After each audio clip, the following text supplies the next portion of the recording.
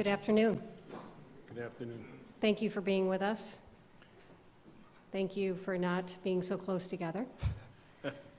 We have to be mindful of our 6 feet distancing. I'm Danielle Cummings. I'm the Chancellor and Director of Communications for the Roman Catholic Diocese, and I welcome you to the Cathedral Gathering Space for our very important announcement. I'd like to introduce our honored panelists. Mr. Stephen Breen, who is the Chief Financial Officer of the Diocese of Syracuse, Bishop Douglas Lucia, Bishop of the Diocese of Syracuse, Mr. Charlie Sullivan from Bond, Shennick and King. The way that we will conduct this press conference is I will first ask Bishop Lucia to offer a statement, an opening statement. Then Mr. Sullivan is going to give you a summary of what took place today in the filing, and then we will open it up for questions. I will come back to the podium and call on you for questions. Okay? Thanks very much. Bishop Lucia. Well, good afternoon. Today, on the Solemnity of the Sacred Heart of Jesus, I need to share some important news concerning the diocese. After considerable consultation with diocesan administration, the Diocesan Finance Council, the College of Consultors, the leadership of the Diocesan Pastoral Council, and the priests and pastoral leaders of the Diocese of Syracuse, I've authorized the filing of a Chapter 11 reorganization case for the Roman Catholic Diocese of Syracuse before the United States Bankruptcy Court in the Northern District of New York. I have taken this action in light of the financial impact of the Child Victims Act, or the CVA, on the diocese, as well as the economic downturn precipitated by the COVID-19 pandemic. When I became your bishop on August 8th last year, it was just before the start of the CVA window, and I was asked whether the diocese would have to follow the path of other dioceses in the United States who have made such filings. At the time, my answer was a hopeful no. My answer was based upon what I believed at that time, that the Independent Reconciliation and Compensation Program conducted in recent years by the diocese had been successful in bringing resolution to most claims of childhood sexual abuse against the diocese. Unfortunately, this has not proven to be the case. And at present, the diocese has nearly 100 lawsuits pending against it. This number could grow, especially in view of the fact that the CVA window is expected to be extended until August 2021. Without a reorganization, the diocese and claimants will face a slow, unpredictable, and costly process that would require years of court involvement. Such a protracted process would delay justice for victims and only prolong their pain and suffering. The challenge this situation presents our diocese is simply that one jury award could so diminish our assets that we would have little or nothing with which to resolve the other claims or carry on the important ministries of the diocese. From the start of my ministry among you, it has been my intent to make reparation to all victims of sexual abuse for acts perpetrated against them by clergy, employees, or volunteers of the Diocese of Syracuse. However, the growing number of CVA lawsuits against the diocese presents a risk that those claimants who filed suits first or pursued their claims more aggressively would receive a much greater portion of funds available to pay victims, leaving other claimants, potentially even those who have suffered more, with little or nothing. In order to ensure that victims, or I should say that victim claims are treated justly and equitably, I feel it is necessary to enter into Chapter 11, where available funds will be allocated fairly among all victims in accordance with the harm each suffered. I want to be very clear that this action is not to hinder claims by victims of sexual abuse. It is just the opposite. It seeks to establish a process by which claims will be treated in a just and equitable way. I know not everyone will see it in this manner, and to those whose wounds are open again, or whose faith is shaken because of these proceedings, I am truly sorry. However, since my coming among you, I've not shied away from tackling the problems we face as a faith family. My approach has been to seek a balance, whether in parish planning and reconfiguration, dealing with the coronavirus, and now in helping both victims of sexual abuse and our diocese to move forward from this sad and painful chapter. On the diocesan webpage, you will be able to find the latest information on the Chapter 11 proceedings and follow its progression in the days ahead. Included will be a quick FAQ sheet to help you understand what today's announcement involves. The webpage will also link to a report of the diocese's response to past child sexual abuse claims and the important work of our Diocesan Safe Environment program. All claims of abuse are decades old, dating back from 1949 to the 1990s. It's important to note that it is only the corporation of the Roman Catholic Diocese of Syracuse, New York, that has filed for reorganization before the U.S. Bankruptcy Court. The parishes within the diocese, the foundation, including the Hope Appeal, Catholic Charities, Catholic schools, and other entities associated with the Catholic Church of Syracuse are separate corporations and are not directly involved in these proceedings. This action will require the diocese to be under court supervision in its Chapter 11 case for many months. However, after exhaustive study by myself and those in diocesan administration, I feel it is the only way we can address victims' claims in the most fair and equitable manner while maintaining the vital ministries and mission of the diocese. It is my hope that during this process of reorganization and following its completion, we will continue to pray for the healing of those who had been harmed during this very dark chapter of the Church. As your bishop, I must again apologize, and I can't apologize enough for the heinous acts that were perpetrated against the young of our diocese, and ask you to all join me in our diocesan commitment that these acts will never take place again. In this matter, we place ourselves under the loving care of the Sacred Heart of Jesus, praying that he will make our hearts more like his through this time of purification and reparation. Please know my prayers for you and your loved ones continue, and I ask humbly for your prayers for me and the Church of Syracuse. Thank you, Bishop. Mr. Sullivan? Yes, thank you, Danielle. I'd like to just report on what occurred earlier today. As Bishop Lucia indicated, the Chapter 11 case for the diocese was filed. Charlie, can I interrupt you for a moment? The microphone. Yes, Microphone. thank you. Thank you. Can you all hear me now?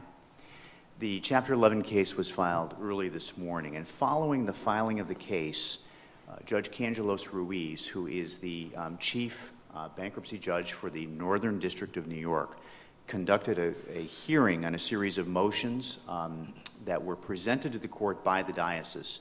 These were a series of motions that are necessary for the diocese to successfully enter the Chapter 11 process and to continue its operations in the ordinary course after the case was filed.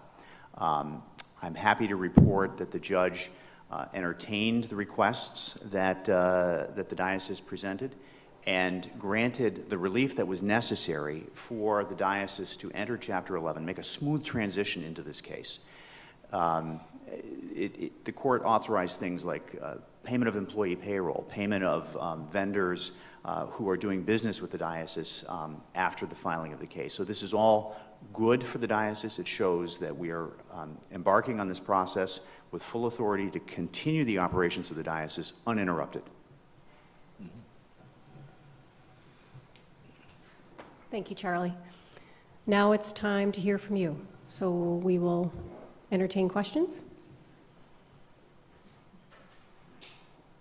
Andrew? I'll go first, okay. Bishop, what does this mean for the operations of the diocese? How do you pay staff salaries? Does all of that continue as normal? Is that the benefit of bankruptcy? Well, as Steve Green can answer that better than I can, but just to say, as was just noted, the motions this morning that were made allow us to continue our ordinary business. And so, Steve, maybe you have just a few more on that. Yeah, we do not anticipate the inability to continue to do business as the diocese does. The primary purpose is the mission work of the diocese, and the funding sources associated with carrying out the mission are intact, and they will continue. Can you expand a little bit more on what ultimately led you to decide to file for Chapter 11 bankruptcy? Was it the number of lawsuits against the diocese right now? Can you just expand on that? Well, the first thing, it would be the number of lawsuits, but it's really related to the idea of how to help the victims. How can we best help the victims, knowing that, as I said in my statement, that just even one judgment, one case could lower our assets and the ability to help others. So at the bottom of this decision was always, how can I best help, especially the numbers that have come forward. As you know, I've only been here under a year even. And so the number of cases, of course, overwhelms us. But the idea is, no matter what, the number is the number. And so my first concern is, how can I help those who have been harmed? Can I ask, was this decision comes a day after 38 filings? Is it because of those additional filings that decision was made now? No, of course, we've been studying this. You don't do this rapidly. You have to, we've been considering the number and what we have to help people. So it's nothing that I've rushed with. In fact, I've told those who have been part of the consultations that in one way I was very reluctant at the beginning. The one thing that has spurred me on, and I guess if you want to say the numbers of the recent days just confirmed for me what I was thinking, and that was the need, what can we do so that those who come forward will be assisted? And so that really, in the end, but that is what was in the back of my mind, is how are we going to help people who come forward? When was this decision made? Well, literally, I finished the consultation last night, or yesterday afternoon with the priest. I had a few minutes to think, but again, basically, all the consultation was telling me, Bishop, we need to do it. And so. What would you say to the attorneys for the victims who are saying this is a way to escape having to have questioning hearings that would happen if this bankruptcy did not occur? That this is a way too high? Well, first of all, for me, transparency is important. So I'm not hiding anything. In fact, even by declaring Chapter 11, we're not hiding anything, saying that we just do not have the means to provide just the legal costs and also provide settlements. We just don't have what it takes to do that in a fair and just way. So that is being totally upfront with folks. Regarding the cases themselves, again, my bottom line is we're not out to hide anybody. We're not out to, if we have to address issues, they will be addressed. Now, maybe you could Yes, Bishop. elaborate that? Yes, Bishop. There's really nothing about the Chapter 11 process that's designed to hide things, and that's not the intent for filing a Chapter 11 case. As Bishop has indicated, The primary reason for filing a Chapter 11 case in this situation is to put in place a mechanism for the fair and equitable treatment of all claims, not the first claimant to get to the courthouse, not the one who has the most aggressive plaintiff's attorney, but for all claimants, to have a fair and equitable mechanism to distribute the available funds to all of those individuals so they're treated fairly and equitably. And maybe just one other note about transparency. That's why, as I mentioned in the statement, on the diocesan website, there will be a section devoted to this Chapter 11 where documents will be placed and where people can see exactly what is going on as we go through this process. What do you anticipate will be the day-to-day impact of this on people in who their children attend their schools, they go to church in their parishes? Will they do this? No, in the sense that they are not part of this Chapter 11. It's only the Roman Catholic Diocese. So the parishes are not included in this. The schools are all separate corporations. So do you provide funding and support to those schools and parishes that would be impeded by this bankruptcy? Steve, you know that better than I do. The parishes support themselves, basically, from the offertory from their parishioners. And the schools are funded through assessments that we make on parishes that are contributed to those schools, plus tuition, plus whatever fundraising they do. So the fact that the diocese is entering into this reorganization, it won't have an adverse impact on the schools and the parishes. How many staff does the diocese have? We have 158 employees, spread between full-time and part-time employees.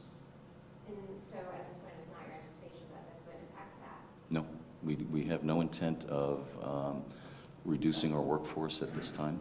And you guys applied for the PPP? Yes, we did. Did you receive it? Yes, we did. How is that impacted by the bankruptcy? Charlie, would you take that? There should be no impact upon the loan as a result of the bankruptcy filing. I know this puts into question the assets the diocese has. Could you just give us examples of some of the assets of parishes and schools or independent corporations? What facilities and other assets the diocese has? Sure. The diocese has, we own real estate, okay, right outside this door, the chancery, the convent, and the school. We have investments on our books. We have cash. We have, amounts that are due us from parishes as we assess them. It's not a very complex asset structure, and that captures the major assets of the diocese. Bishop, before you were ordained, this diocese had the Independent Reconciliation Compensation Program. Were those cases at that time not able to be part of these future Child Victims Act cases? Are those separate? Are those over and done with, and these are additional cases on top of that? They are. You're correct. So 81 cases were settled with the IRCP, and so all these cases we are talking about now are new cases. Did the IRCP, I know at the time it would have, that offer was made to everyone. Did it not work? Did it not convince people to not come forward at a later date? I can't answer specifically for this diocese because I wasn't here. But what I would say, just in general, is, again, it allowed those who felt they were able at the time to come forward. And I know this diocese was even looking at the possibility of a second IRCP. And the reason was, as you know, when it comes to abuse, not everybody is always ready at a specific moment to come forward. So it might be only later on. And so that's why I've been told that the diocese was even looking at a second one with the hope that people who didn't feel they could come forward the first time could come forward the second time. But before it got there, that's when the CVA came into effect. And Andrew, can I just clarify one point? Yeah. So with the IRCP, the individuals who were invited to participate in the voluntary program were individuals who had already contacted the diocese over the years. So it was not an open invitation. It was for those who had already contacted the diocese. The cases that we have now primarily are those who we have not heard from. bankruptcy in a lot of ways is seen as a failure of an organization, not a good day for the organization. How do you balance that fact with the fact that in a lot of ways this does give some sort of solace to the victims that have come forward? It's got to be a hard mix of emotions to balance in your own mind. Well, that's the thing. I was looking for the balance. I mean, the other alternative for me was that I could allow things just to go on as they were going, to proceed, and just, it's sort of like a crapshoot. I mean, where it would land is where it would land. But again, as one who's called to be a shepherd, one who's called to be husband and father in the sense of the ring, I was thinking of a family. What would the father and husband of a family do? Yes, they would want to make sure that their spouse, their children were not harmed, and that they were cared for.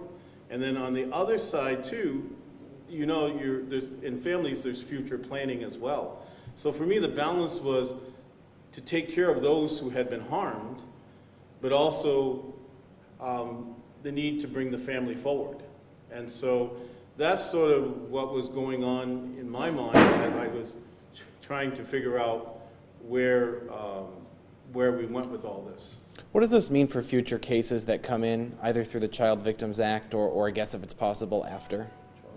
So those future claims will have to be brought before the bankruptcy court.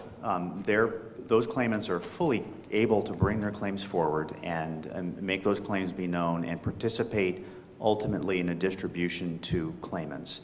But those claims will be heard by the bankruptcy court, and they'll be addressed through the bankruptcy court rather than through a multitude of courts scattered in various jurisdictions. So is the next year of the Child Victims Act truly the last call for people to come forward?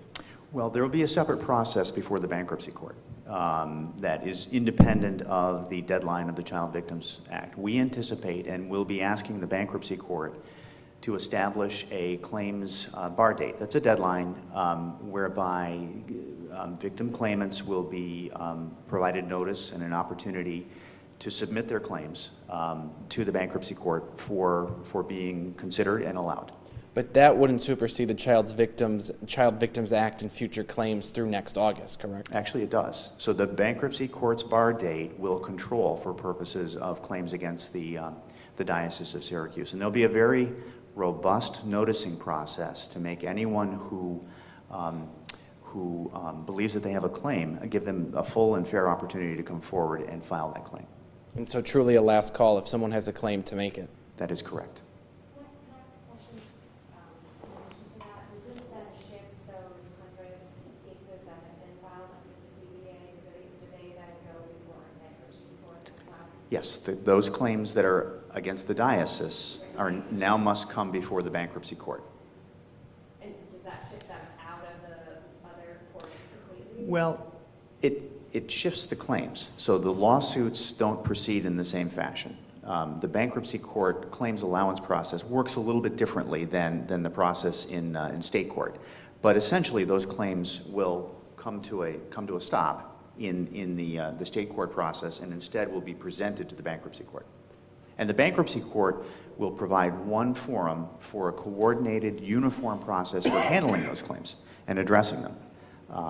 And that's part of the benefit of the Chapter 11 proceeding to, again, allow for a coordinated process where you have one court that equitably treats all of these claims.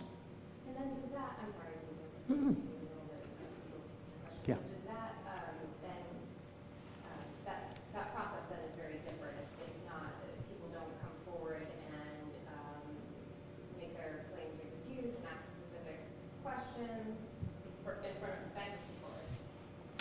Right? So it's different insofar as there won't be separate trials on each claims, but there is a full and fair opportunity for claimants to come forward, present their claims, present their proof, and be heard on those claims in the bankruptcy court, just in the same way that there would be in state court.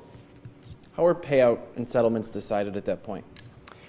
That hasn't occurred yet in the case, but we anticipate that the bankruptcy court will consider a request by the diocese to set forth a claims allowance process that will involve a court-appointed person who will review the claims and make a determination on those claims. This will be a neutral decision maker. I know you touched on transparency, but I do have to say some of the, I guess, attorneys for these alleged child sex abuse survivors feel that filing for Chapter 11 bankruptcy kind of goes against being transparent and kind of avoiding facing the civil justice system. So what response would you have for that? I'll let you go first and I'll, okay. Again, there's nothing about the Chapter 11 process that is designed or intended to limit transparency or to hide documents or information. Discovery occurs in a bankruptcy proceeding just like it does in state court. Really, this is all about having all of the claims brought before one court for a fair and equitable distribution.